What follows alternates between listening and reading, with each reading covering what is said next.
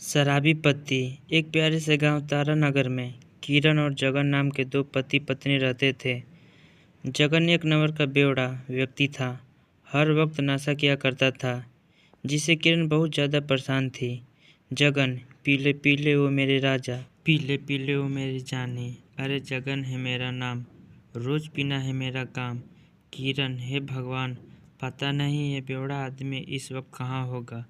अगर हाथ लग जाए ना तो आज इसका सारा नशा उतार दूंगी। किरण, ए जी आप यहाँ क्या कर रहे हैं? मैं आपको कब से ढूंढ रही हूँ।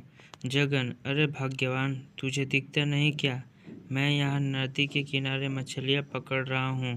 किरण, अच्छा तो आप मछुआरे बन गए, लेकिन आप जो मछलियाँ पकड़ी है वो सब कहाँ है? जगन, अब तुम्हें क्या बताऊँ भगवान, मैंने उन सारी मछलियों को आज़ाद कर दिया और वो अभी नदी में पानी पीने गई है। किरण, अरे आपका दिमाग तो खराब नहीं हो गया है? लगता है आज आपने कुछ ज़्यादा ही पी ली। चलिए अब घर चलिए। जगन, नहीं भाग्यवान, आज मैं घर नहीं जाऊंगा। आज मैं इन सारी मछलियों को घर लेकर ही जाऊंगा। किरण, इस आदमी को कौन समझाए कि इसके पास मछलियाँ पकड़ने का कोई जाल नहीं है। इतना कहकर किरण गुस्से में अकेले ही घर चली जाती है। जगन, अरे बोतल इतनी जल्दी कैसी ख़त्म हो गए यार। अब इस बोतल का इस दुनिया में कोई काम नहीं है। जैसे ही जगन उस बोतल को पीछे की तरफ फेंकता है, तभी वो बोतल जाकर एक कुत्ते को लग जाती है और कुत्ता जगन के पीछे पड़ जाता है। जगन, अरे भागो यार, अरे कुत्ते मेरे पीछे क्यों पड़ गया? कोई बचाओ यार, कुत्ता काट लेगा यार मुझे। जगन किसी तरह अपने घर पहुंच जाता है। जगन, अरे भाग्यवान, मुझे बचा लो, नहीं तो ये कुत्ता मुझे काट लेगा। अरे कोई बचाओ यार। किरण, कहाँ है कुत्ता? आप खामा डर रहे हैं, यहाँ कोई कुत्ता नहीं है। जगन, बाप रे, आज तो मैं बाल बाल बच गया यार। अगर कहीं वो कुत्ता मुझे काट लेता तो मुझे 14 इंजेक्शन लगाने पड़ते। किरण, ए जी उठिए, देखिए तो सूरज सर पर चढ़ आया है और आप हैं कि उठने का नाम ही नहीं ले रहे हैं। जगन, अरे क्या हुआ भगवान, तुम मुझे सुबह सुबह मुर्गे की तरह क्यों जगा रही हो? चलो अब जाओ यहाँ से और मुझे सोने दो।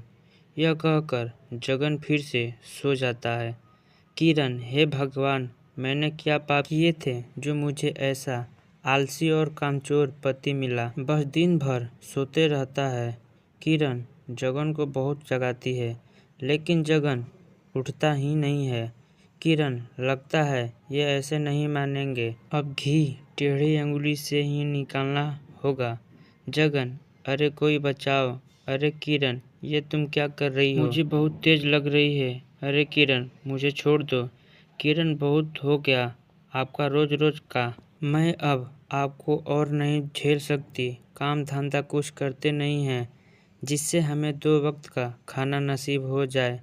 अब जाइए और कुछ कमा कर लाइए, और हाँ, पैसा के बिना इस घर में कदम मत रख देना। जगन, अरे भगवान, तुम चिंता क्यों करती हो? देखना, एक दिन हम दोनों बहुत अमीर हो जाएंगे और सारी दुनिया हमारी जय जयकार करेगी।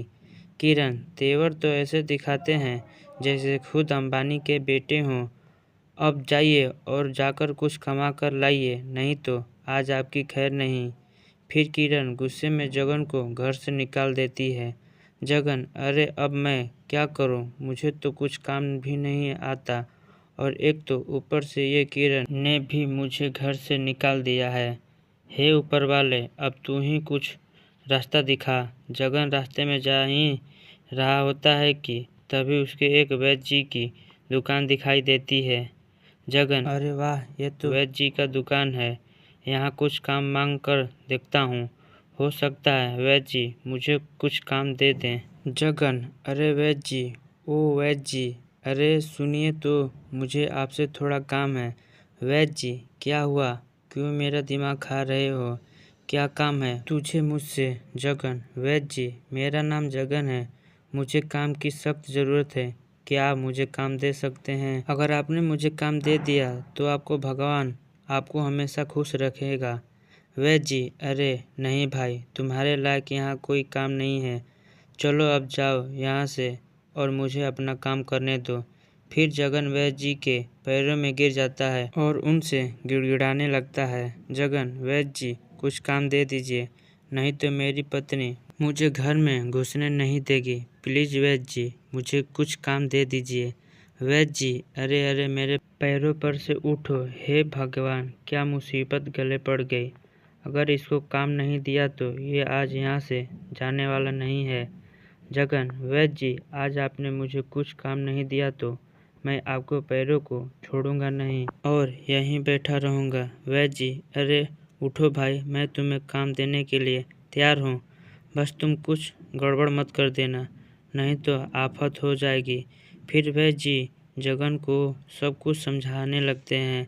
वैद्य जी, देखो जगन, अभी कुछ देर बाद पवन और सुरेश नाम के दो व्यक्ति दवाई लेने आएंगे। तो तुम्हें सुरेश को लाल दवाई और पवन को नीले रंग की दवाई देना है। और हाँ, याद रखना कुछ गड़बड़ नहीं होना चाहिए, नहीं तो तुम्हें काम से निकाल दूंगा। जगन, अरे वैद्य जी, आप चिंता मत कीजिए, कोई गड़बड़ नहीं होगी। वैसे आप जा कहाँ रहे हैं? वैद्य जी, मुझे बहुत भूख लगी है, मैं घर पर खाना खाने जा रहा हूँ, कुछ घंटों बाद वापस आ जाऊँगा। यह कहकर वैद्य जी अपने घर खाना खाने के लिए चले जाते हैं और जगन दुकान को संभालने लगता है। जगन, किरण बहुत कहती है ना मुझसे कि मैं कभी कोई काम नहीं कर सकता। आज मैं उसको दिखा दूंगा कि जगन क्या चीज़ है। कुछ देर बाद पवन और सुरेश नाम के दो व्यक्ति दुकान पर आते हैं। सुरेश, अरे भाई, तुम कौन हो? हमने तो तुम्हें इस दुकान पर पहले कभी नहीं देखा। और वैद्य जी कहाँ हैं? जगन, मेरा नाम जगन है और मैं इसी दुकान पर काम करता हूँ। वैद्य जी अभी घर पर खाना खाने गए हैं। सुरेश, अरे भाई, मेरा नाम सुरेश है और मुझे कई दिनों से दस्त लगे हुए हैं। क्या वैद्य जी दस्त की वो दवाई ले आए? जगन, ओह अच्छा, तो तुम दोनों का नाम ही पवन और सुरेश है। वैद्य जी ने मुझे तुम दोनों के बारे में बताया था और कहा था कि वो दवाई तुम्हें दे दूं।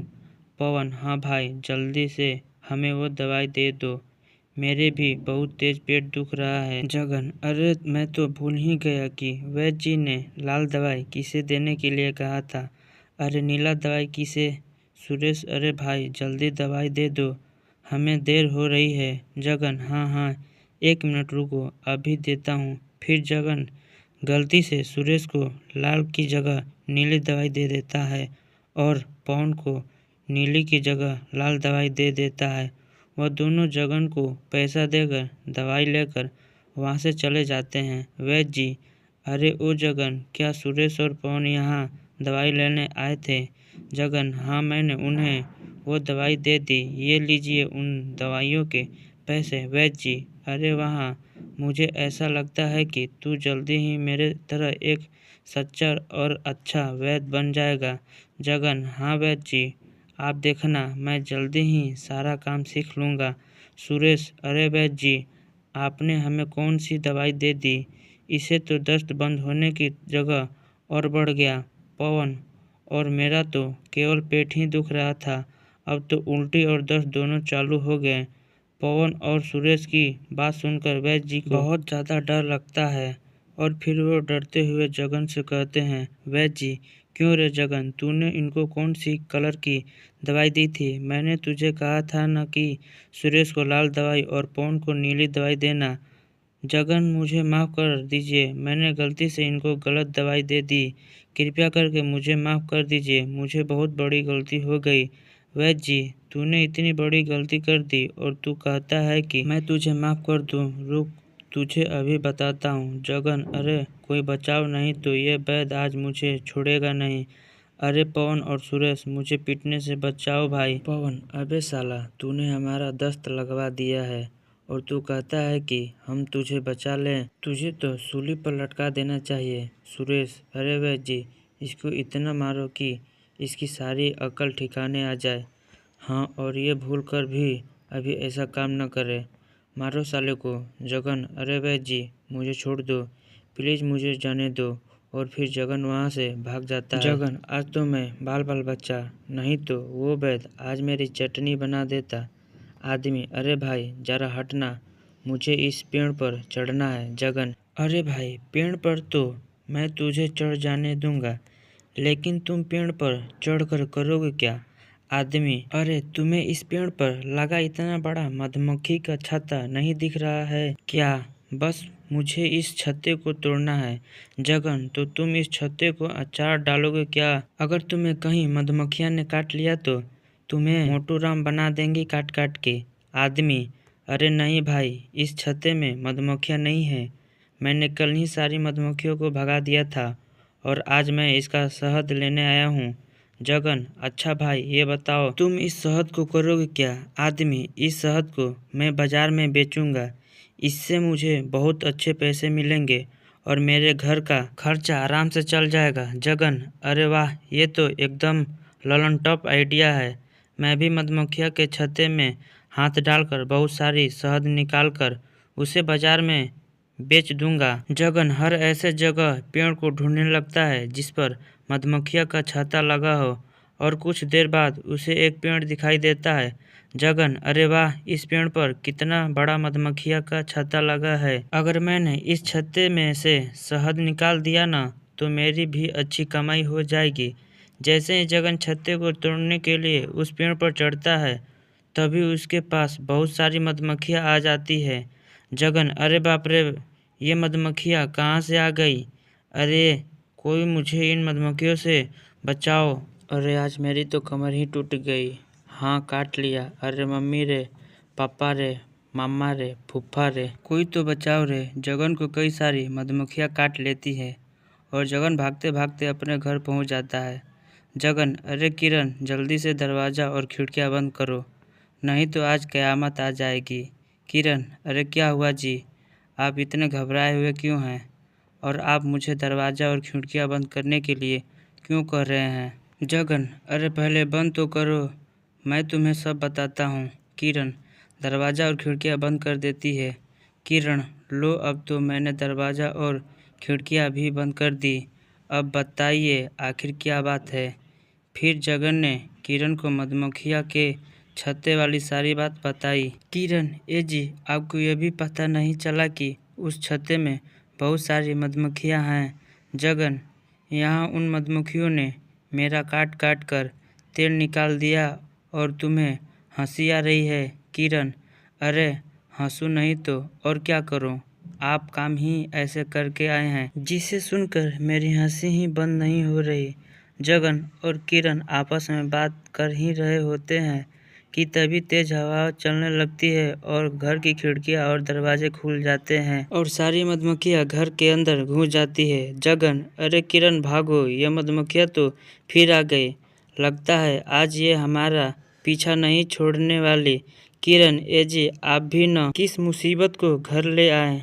अब ये मधुमक्खी हमें छोड़ेंगी नहीं। जगन: अरे कोई बचाओ, नहीं तो मधुमक्खियाँ हमें छोड़ेंगी नहीं। किरण: हे भगवान, कैसा पति दिया है तूने मुझे। इनसे एक काम तो ढंग से होता नहीं और कोई हमें इन मधुमक्खियों से बचाओ।